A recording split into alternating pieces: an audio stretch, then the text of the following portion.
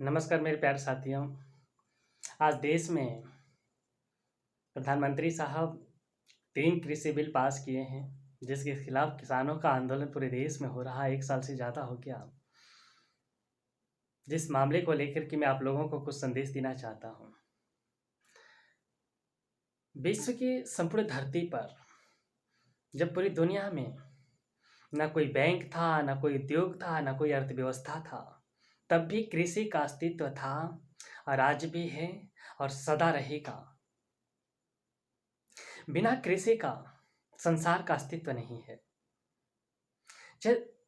पूरी दुनिया में कितना भी उद्योगों का विकास हुआ, कितनी भी अर्थव्यवस्था का विकास हुआ, लेकिन कृषि के विकास के बगैर संसार का अस्तित्व नहीं है। जीने के लिए भोजन परम आवश्यक है।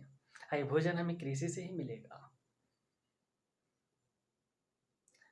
हम इस बात को मानते हैं कि हर मनुष्य किसान नहीं बन सकता और सभी तरह के कार्य सभ्यता की उन्नति के लिए परम आवश्यक है,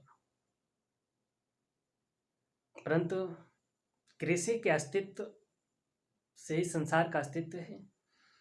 इस बात को स्वीकार करना ही पड़ेगा। वेद और शास्त्रों में कहा गया है कि मानव का जीवन 100 वर्ष मान करके 4 भागों में विभाजित है। 25 वर्ष का जीवन ब्रह्मचर्य जीवन, 25 से लेकर 50 वर्ष तक का जीवन गृहस्थ जीवन, 50 से लेकर के 75 वर्ष तक का जीवन वानप्रस्थ जीवन और 75 से लेकर 100 वर्ष तक संन्यास जीवन, जिसमें गृहस्थ जीवन को सबसे सर्वश्रेष्ठ माना गया है।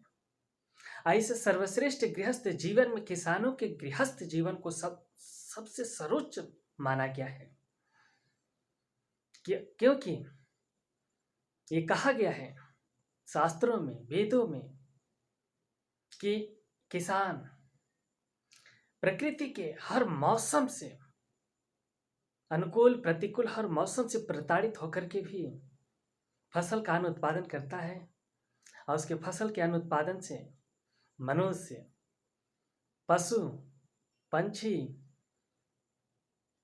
जलीय जीव या हर तरह के जीव संसार के संपूर्ण चराचर जीव अन्न ग्रहण कर जीवित रहते हैं। और ये कहा गया है किसानों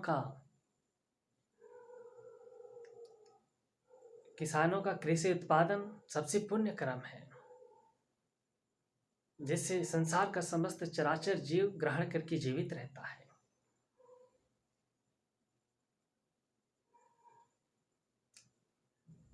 और ये भी कहा गया है हर मनुष्य किसान नहीं बन सकता, लेकिन हर मनुष्य किसानों की सेवा और सहयोग करके उसके पुण्य कर्मों का अंश तो प्राप्त कर सकता है, भागीदार तो बन सकता है। किसानों का सेवा और सहयोग करना ईश्वर पूजा से भी सर्वश्रेष्ठ मान्यता इस वेद और शास्त्रों में दिया गया है।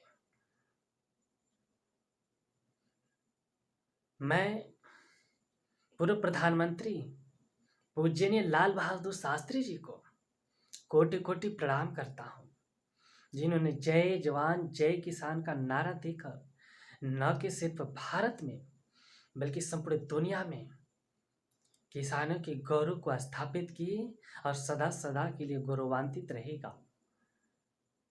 वर्तमान प्रधानमंत्री नरेंद्र मोदी जी 3 कृषि बिल जो किसानों के लिए पास किए हैं, ये कैसा बिल है जिसे किसानों के कल्याण की बात बताकर प्रधानमंत्री साहब लागू किए हैं।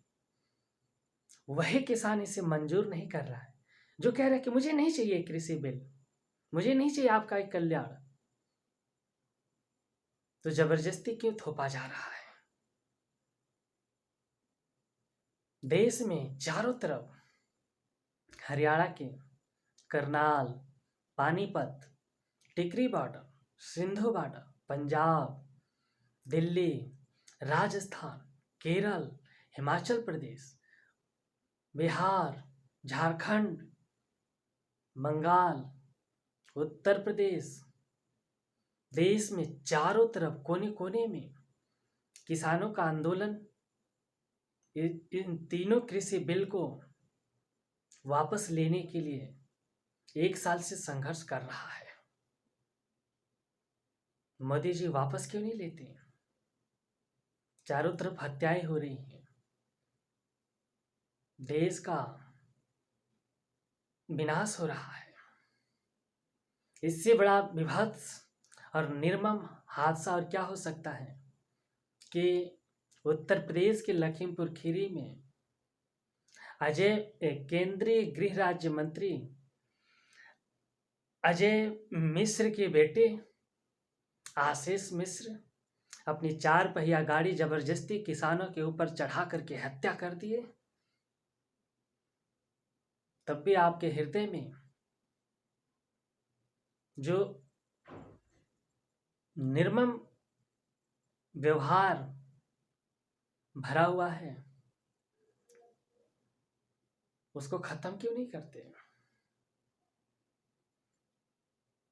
आपकी जीवन भर की हस्ती मिट जाएगी और किसानों का आंदोलन विजय होकर रहेगा। वरना आप इस तीनों कृषि बिल को वापस ले लीजिए।